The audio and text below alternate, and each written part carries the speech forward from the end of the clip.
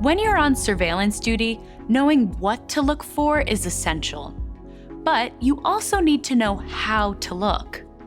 Scanning is a surveillance technique that lifeguards use to protect patrons. When conducting surveillance, actively search your zone. Don't just watch patrons in the water. Deliberately observe every patron in your assigned zone, searching for dangerous behaviors and signs that someone needs help. Remember, drowning is silent. You will not hear a person drowning. You have to see them. Drowning is also quick. You must be able to recognize and respond to a distressed swimmer or drowning victim within 30 seconds. Begin surveillance in your zone by scanning from point to point thoroughly and repeatedly.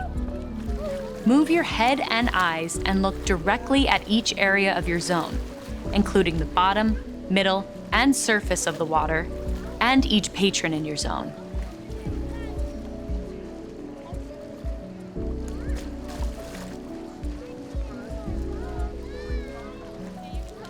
Adjust your body position or stand up as necessary to gain better visibility. As you scan, observe each patron's arm and leg action, breathing, body position, and movement through the water for signs that they are a non-swimmer or an inexperienced swimmer, or that they are in trouble in the water. With each scan of your zone, search the entire volume of water. The areas under, around, and directly in front of the lifeguard station, and the areas around play features and other structures. Complete each scan of your entire zone within 30 seconds so that you can recognize and reach a patron in your zone within 30 seconds. Continue scanning your zone in this way throughout your entire time on the stand. When you are scanning, remember to scan crowded and high-risk areas carefully.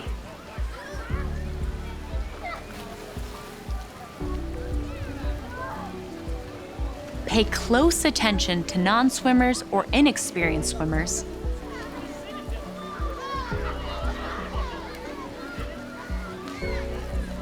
And stay focused and actively engaged. Change your body position regularly to improve your view and help you stay alert.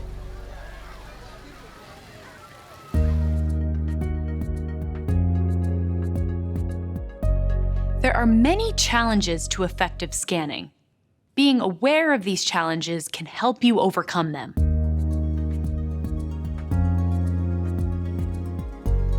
Environmental conditions can make it difficult to physically see all areas of your zone. Blind spots occur when something interferes with your ability to clearly see every part of your zone. For example, the facility's physical design and features can create blind spots. So can equipment and clusters of patrons. Walking patrols enable you to check underneath, around, and into blind spots. When you're in an elevated station, stand up if necessary to see around the blind spot. Glare occurs when light is reflected off a surface, such as the water. Glare makes it difficult to see below the water surface. At an outdoor facility, sunlight can reflect off the water's surface, leading to glare. At an indoor facility, glare may be caused by the overhead lights or the reflections from windows. Glare may be increased at certain times of the day or in certain areas of the facility. To manage glare, wear glasses with polarized lenses. Change your body position as needed so that you can look around and through glare spots. In some cases, with your manager's permission, it may be necessary to reposition the lifeguard station or change the type of lifeguard station to manage glare.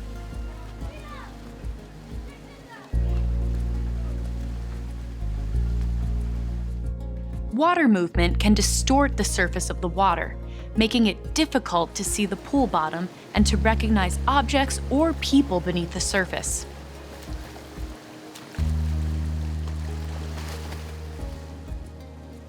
Know how the bottom of the pool normally looks.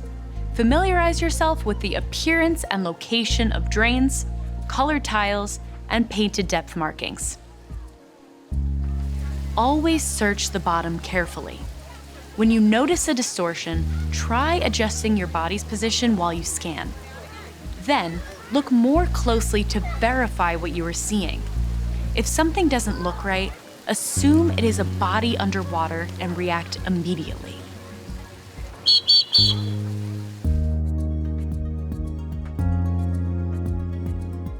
While you are on surveillance duty, you must be able to give your full attention to scanning the patrons in your zone and searching for behaviors that indicate someone is in trouble in the water.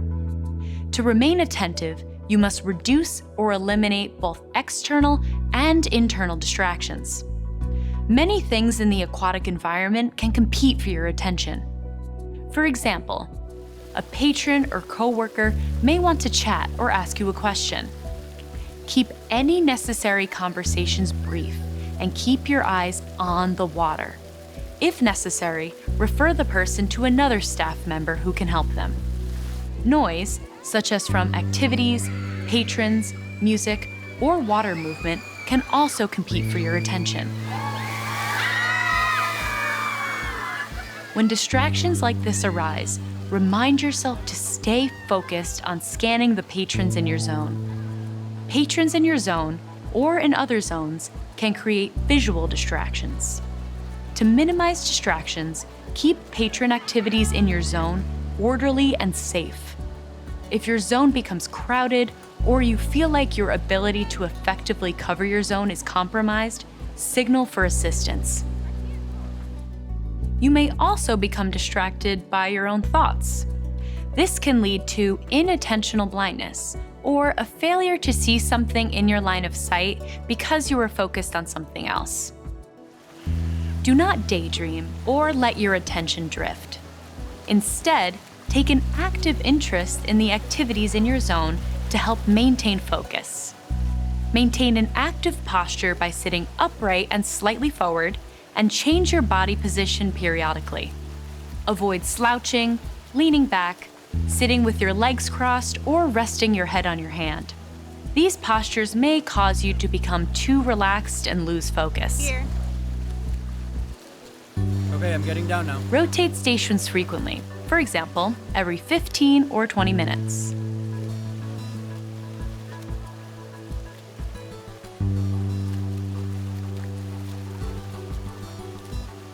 Avoid using a rigid pattern to scan. Following a rigid pattern focuses your attention on the pattern and diverts your attention away from recognizing patrons in need of help.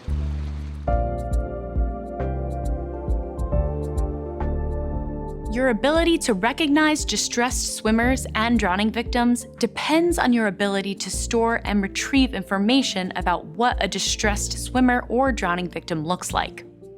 Working memory is where we temporarily store a small amount of information related to the task we are currently engaged in. When you are scanning, selected images of the patrons in your zone are sent to your working memory. To identify a distressed swimmer or a drowning victim, you compare the image in your working memory with the knowledge stored in your long-term memory. To enhance your ability to quickly recognize a distressed swimmer or a drowning victim, develop and maintain your long-term memory of the behaviors displayed by distressed swimmers and drowning victims. Watch videos and take part in in-service training sessions with simulations. Working memory can be easily overloaded. Reducing or eliminating internal and external distractions frees up your working memory and increases your ability to accurately identify a distressed swimmer or drowning victim. And remember, false alarms are not failures. When in doubt, it's best to initiate a rescue even if it turns out to be unnecessary. To be effective while you are scanning, you must be vigilant. or continuously mentally alert and attentive. Lifeguarding is hard work, both mentally and physically. During your time on the stand, your ability to stay focused and pay attention declines. Frequent breaks are essential for maintaining the mental focus that is needed to conduct effective surveillance. Ideally, you should have a break from surveillance duty every hour. Exposure to sun and heat can also drain your energy and affect your ability to remain alert and attentive. Stay hydrated by drinking water or commercial electrolyte drinks. Cool off on your breaks. Light exercise during your breaks can also help to keep your energy up. And, of course, set yourself up for success by exercising, eating well, and getting enough sleep while you are off duty.